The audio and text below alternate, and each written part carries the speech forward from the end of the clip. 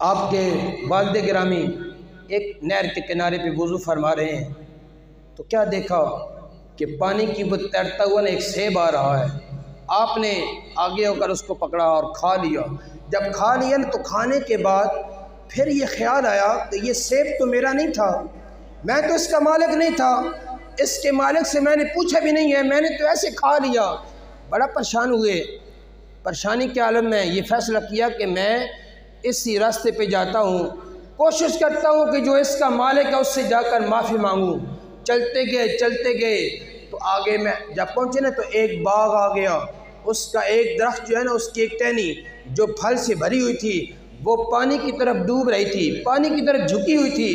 تو دل نے یہ تسلی دی کہ یقیناً یہ وہ درخت ہے کہ جس سے یہ سیب یہ نیچے گرا، اور میں نے یہ وہ سیب جو میں نے کھایا تھا وہ اس درخت کا تھا۔ ایک بندہ ملا، کہا کہ اس باغ کا جو مالک ہے میں اس سے ملنا چاہتا ہوں۔ کہا کہ آؤ میں آپ کی ملاقات کرواتا ہوں۔ جب وہ باغ کے مالک کے پاس گئے نا کہ کہا کہ مجھ سے غلطی ہو گئی ہے، خطا ہو گئی ہے۔ کہا کیا کیا؟ کہا کہ آپ کے باغ کا ایک سیب میں نے کھا لیا آپ کی اجازت کے بغیر، کیا مجھے اس کی معافی مل سکتی ہے؟ کہا ہاں، وہ جو باغ کا مالک تھا نا وہ بھی کوئی صاحب نظر تھا، وہ عام انسان نہیں تھا، وہ بھی کوئی صاحب نظر تھا۔ کہا کہ معافی تو مل سکتی ہے لیکن آپ کو 12 سال میرے باغ کی گوڈی کرنا پڑے گی، 12 سال۔ کہا کہ مجھے قبول ہے لیکن معافی مل جائے گی نا؟ کہا ہاں معافی مل جائے گی، لیکن 12 سال نوکری کرو گے، 12 سال میرے باغ کی رکھوالی کرو گے، گوڈی کرو گے؟ کہا کروں گا۔ 12 سال نوکری کرتے رہے، 12 سال اس باغ کی گوڈی کرتے رہے۔ جب 12 سال مکمل ہوئے نا تو باغ کا مالک کہنے لگا ایک سیب توڑ کر لاؤ۔ جب توڑ کر لایا گیا نا تو وہ سیب ابھی اس حالت میں نہیں تھا کہ اس کو کھایا جائے، بلکہ یوں سمجھ کہ وہ کچا تھا۔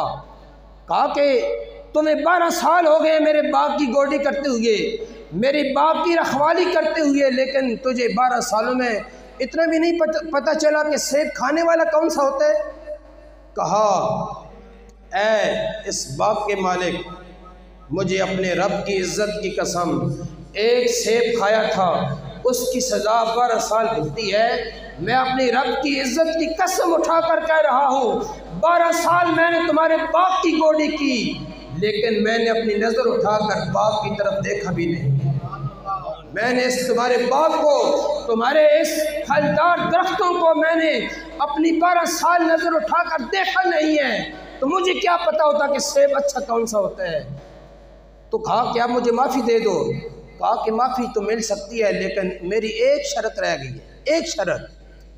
آج حضور غوث پاک کی 11ویں پکانے والے ہر وہ انسان مجھ سمیت اس بات کو اپنے پڑھنے میں باندھ کر جائے کہ ہم اس 11ویں کی اوپر جو اپنا مال خرچ کرتے ہیں، اپنا پیسہ لگاتے ہیں، کبھی ہم نے سوچا ہے کہ یار وہ پیسہ کیسا پیسہ ہے کہ جو ہم 11ویں پکا رہے ہیں، کیا حلال کا ہے یا حرام کا ہے؟ کبھی غور کیے؟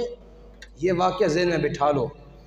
کہا کہ ایک میری اور بات ہے کہ اگر وہ پوری کرو گے نا وہ شرط تو میں تمہیں معاف کر دوں گا۔ کہاں کروں گا؟ کہا کہ میری ایک بیٹی ہے، تمہیں اس سے نکاح کرنا پڑے گا۔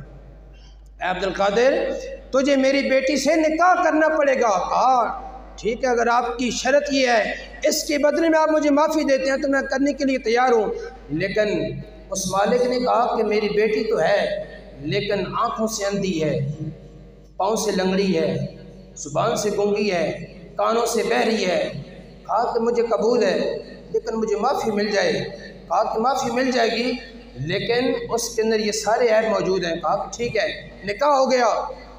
نکاح کے بعد باپ نے کہا کہ جاؤ، تمہاری دلہن تمہارا انتظار کر رہی ہے، تمہاری دلہن جو ہے وہ اپنے کمرے میں تمہارا انتظار کر رہی ہے۔ جب حضرت ابو صالح موسیٰ جنگی دوست جو آپ کے والد گرامی ہیں، جب اندر گئے نا تو کیا دیکھا کہ اندر ایک حسین و جمیل عورت موجود ہے۔ اس کو دیکھتے گیا، بھاگ کر باہر نکلے۔ جب باہر نکلے نا تو آگے بیٹی کا باپ موجود ہے۔ پوچھا کیا بات ہے، کیا ہوا؟ کہا کہ جس سے میرا نکاح ہوا ہے وہ تو کوئی عورت ہے، یہ تو وہ نہیں ہے، یہ تو حسین و جمیل ہے۔ آپ نے تو کہا تھا کہ وہ آنکھوں سے اندھی ہے، پاؤں سے لنگڑی ہے۔ زبان سے گونگی ہے، کانوں سے بہری ہے، لیکن یہ تو بڑی کوئی حسین و جمیل ہے، یہ میری خاتون نہیں ہے۔ میری خاتون کون سی ہے؟ باپ نے کہا اے ابو صالح موسیٰ جنگی دوست، تیری بیوی یہی ہے، یہ آنکھوں سے اندھی اس لیے کہ اس نے آج تک کسی غیر محرم کو آنکھ اٹھا کر دیکھا نہیں، اس نے کبھی آج تک کسی غیر محرم کو دیکھا نہیں، اس لیے میں نے تجھے کہا تھا کہ میری بیٹی آنکھوں سے اندھی ہے، میں نے جو تجھے کہا تھا یہ کانوں سے بہری ہے، اس لیے کہا تھا کہ آج تک کسی غیر محرم کی آواز اس نے اپنے کانوں سے نہیں سنی، اس لیے میں نے کہا تھا کہ میری بیٹی وہ پاؤں سے لنگڑی ہے، کیونکہ آج تک میری بیٹی اپنے پاؤں سے چل کر کسی غیر محرم کی طرف گئی نہیں ہے۔ میری بیٹی نے، میں نے اس لیے کہا تھا کہ میری بیٹی جو ہے وہ گونگی ہے، اس لیے کہ میری بیٹی نے آج تک کسی غیر محرم سے کلام نہیں کیا۔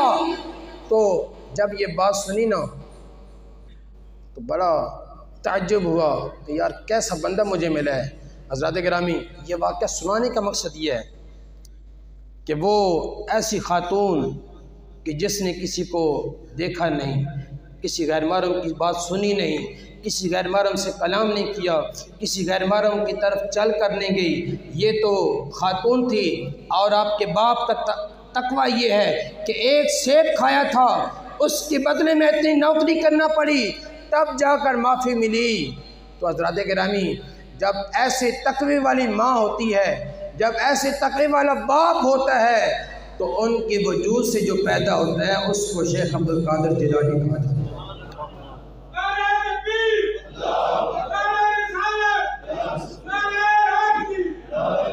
حضرات گرامی، آج اپنے مالوں پہ غور کیا کرو، چاہے میلاد مصطفیٰ پہ خرچ کرنے لگو، چاہے حضور غوث پاک کی 11ویں پکانے لگو، چاہے اپنا مال غرباء میں تقسیم کرنے لگو، صدقہ کرنے لگو، تو اپنے مال کو دیکھا کرو کہ یہ جو مال میں اس نیک کام پہ لگا رہا ہوں، یہ میرا مال کیسا ہے، میرا مال کیسا ہے۔